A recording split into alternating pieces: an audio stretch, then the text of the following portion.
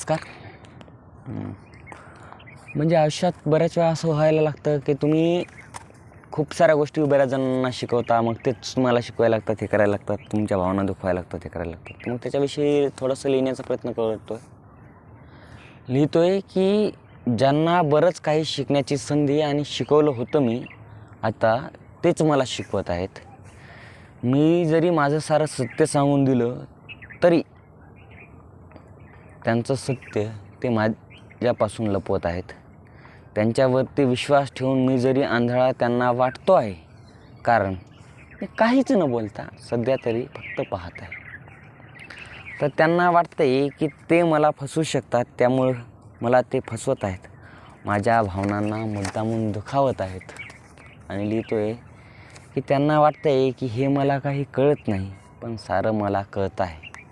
त्यांच्याकडून माझ्या भावनांना दुखावण्याचं नाटकसुद्धा मी पाहत आहे. मी फक्त कुणाला नको दुखवायला म्हणून सध्या शांत राहत आहे. तर माझ्या शांतीला ते माझी ताकद नाही तर कमजोरी सध्या मानत आहेत.